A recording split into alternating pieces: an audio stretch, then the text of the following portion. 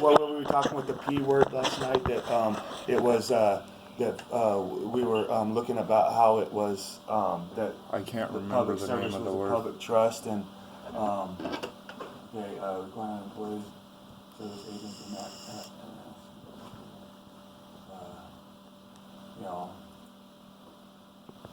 you know. What were we looking over last night when it was that the Nevada ethics? Was that the Nevada ethics code? That's a good one to bring up. Talking with Mr. Berkowitz, Nevada ethics code.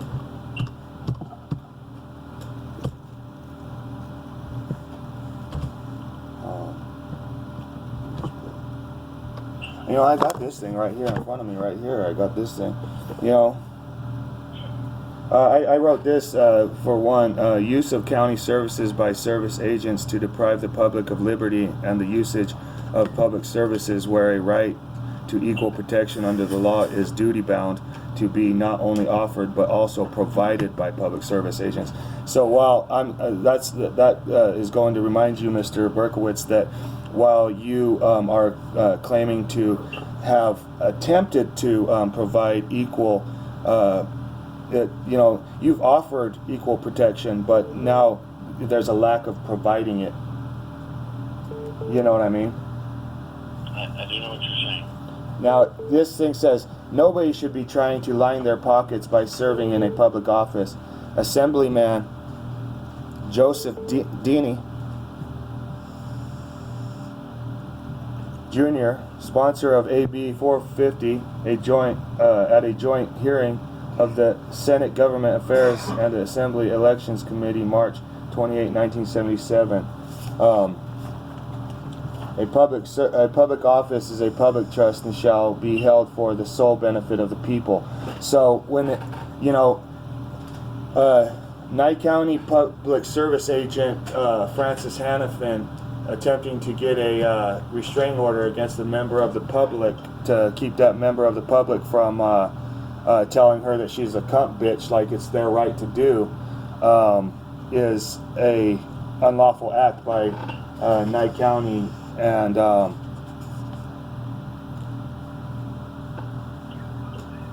this needs to be taken into a serious look. Like, what are you doing about misuse of appropriated sanctions?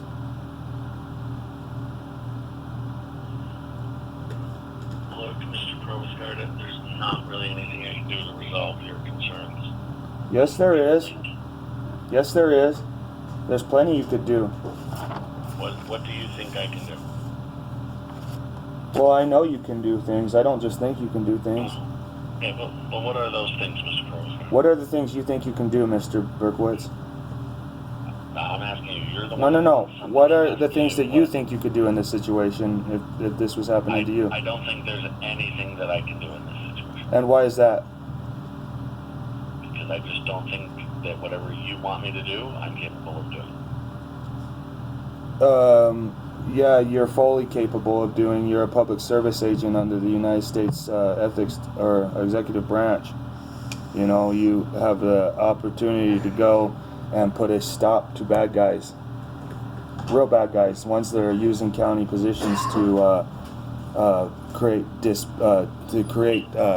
distrust in the community and to breach the peace. I have done that several times in my career. However, I currently have an assignment that is not happening. Accessing unwarranted privileges, contracting with government entities. Contracting with government entities is a public service agent getting a temporary restraining order against one of the public to do this. This is the important part of what I was calling you about, Mr. Berkowitz. The last Wednesday of this month, I will be going to my public building and I will be protesting at my public building. And I need one of your deputies to be out here because I have the right to protest. I have the right to be at my public building. And there's a public service agent, Renee Martin, that has placed a temporary restraining order against me unlawfully, unconstitutionally, and I'm gonna need the sheriff's department out here because I in fact plan protesting, and I plan protesting hard. If you're going to violate the restraining order... No, it's not about violating the restraining order. There is no restraining order. There's no restraining order. You just told me there was. No. There's an unlawful enactment by a public service agent to remedy in place to get that overthrown. Then a very easy and quick remedy if you believe it's unlawful.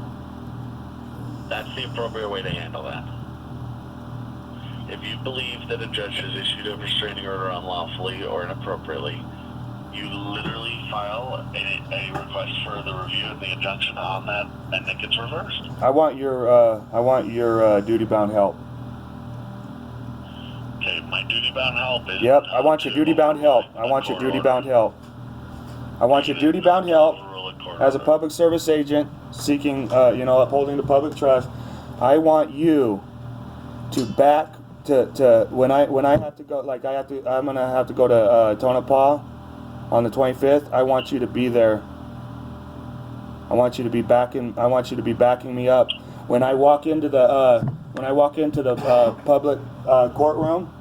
I'm going to be having my recording device, and I'm going to be recording my public matters in my public courtroom. And I want you there because there's we have the Mr. Stark on our last recording saying to turn off the cell phones before you go into the public courtroom. It's not the judge's courtroom. Judges have chambers that are back. The judge can go be private in her office all she wants, but Jennifer Clapper does not get to tell people how to dress. She does not get to tell people where to fucking record and where not to record in public. And we need deputies down there that are upholding the public trust and upholding the law, not the feelings of these public service agents like the Stark guy that was acting unconstitutional. Hey, Mr. Provostard, I'm not engaging in that with you. So you're not going to serve the public in keeping public service agents from unconstitutional actions that are unlawful actions? I am not going to engage. NRS. Okay, cool. I'm glad that you're saying that. NRS 174015. Also, let me bring up the other one.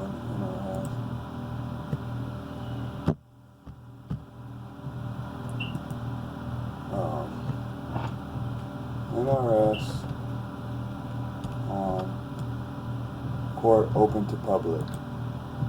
Okay, chapters 4, justice courts.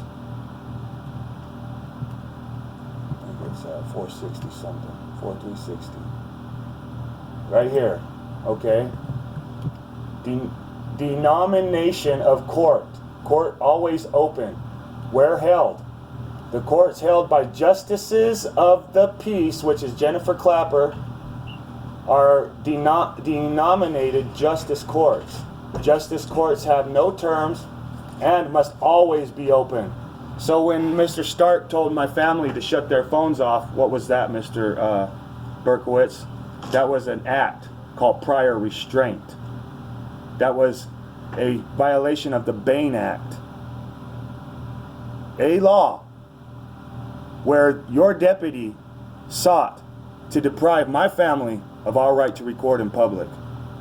And I'm going to make sure that that doesn't fucking happen any fucking further. I agree, that should not happen. Now, we have a court process against this public service agent, Francis Hannafin, on, I believe it's the, what? 25th. The 25th. Or the 22nd. 22nd. Yep, next Wednesday.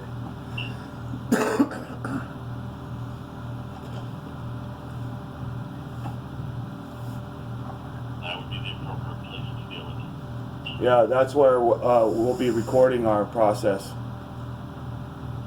Making sure that Knight County is upholding the due process of law. When it comes to this stuff, Mr. Berkowitz, the reasons why these are... Hold on, listen. Okay, when we talk about this stuff, Mr. Berkowitz, this is what's referred to as conflicts of interest, okay? Conflicts of interest can interfere with basic principles of fairness, Mr. Berkowitz. everyone having the same burdens and benefits in our society, Mr. Berkowitz. A public official may have many opportunities to take unfair advantage of his or her position or to gain a benefit at the expense of others, Mr. Berkowitz. When public officers and employees ignore their conflicts of interest, which you're doing today, Mr. Berkowitz, the public trust becomes undermined, Mr. Berkowitz. The public can lose faith in the integrity of government and the decision-making process. Is that easy to understand? You lost trust in it. Now listen. A real or ignored wrong or other cause for complaint or protest, especially unfair treatment, failure to redress genuine grievances. Okay, that's the definition of a grievance. This is what I was trying to find. This is the definition of a grievance, Mr. Berkowitz, and I have the right to protest. A real or imagined. And what were you just saying earlier about what I think? Oh, is that imagined? Is what I think imagined, Mr. Berkowitz? Yes, it is. A real or imagined wrong or other cause for complaint, Mr. Berkowitz. That's called a grievance, of which we have the right to redress our grievances with our government actors.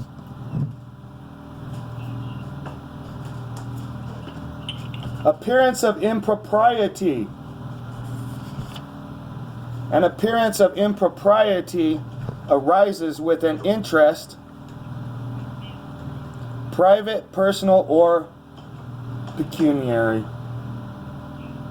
sufficient to create in a reasonable person's mind a perception that the ability to carry out one's responsibilities with integrity, impartiality, and competence is impaired.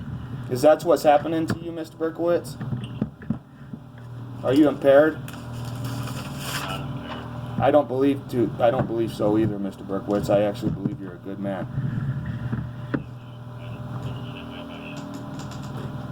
That's about some bullshit, and you show that that's not true, Mr. Berkowitz. Mr. Berkowitz, Mr. Berkowitz, where have you shown me that I'm a good person? I asked you to be over here to fucking protect my right to protest. Hold on.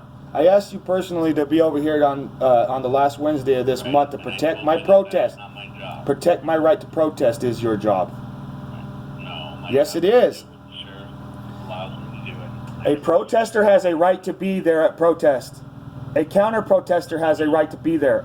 Your sole job is to be there and make sure that both parties are not removed from the situation, but remain separated. You understand that, don't you, Mr. Berkowitz?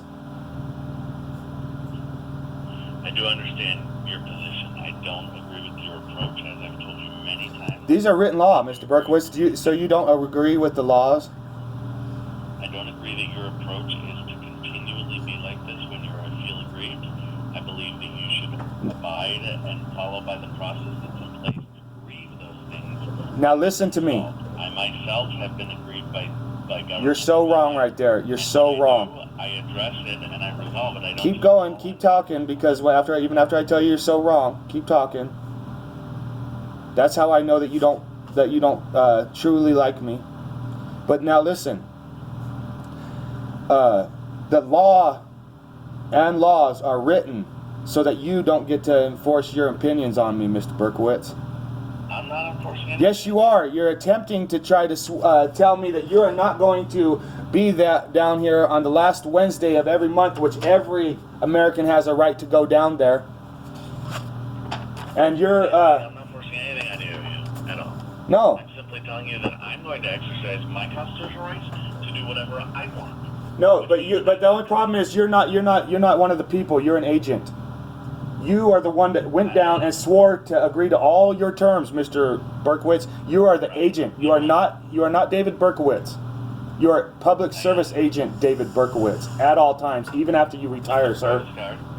Why did he say he has done what you want done before, but now is... No, it's not about giving up rights. You swore an oath. You swore the oath. Do you want me to bring up the public service oath? Watch this, public service oath. I swore the oath. Yes, you did, because you wouldn't be able to be a public service without it. You cannot be. I took an oath, but my oath does not include that I give up my free right. Yes, it does. Just like I'll show you. I'll show you. Public service. Hold on. Public service oath. but it does not. Are you? See, this is why you lost the distrust. This is why you are disqualified from employment as a government agent. Okay, You are disqualified, Mr. Berkowitz. that's fine. Then turn in your badge and gun and go and turn over your duties to someone else that's willing to do the job, and you go get a job in the private sector. Now listen to this. Okay, I'll go do that. Why did he say he has done? I'm gonna hold you to that. Why did he say he has done what you want done before, but now is in a place where he cannot help you? What the fuck did that mean?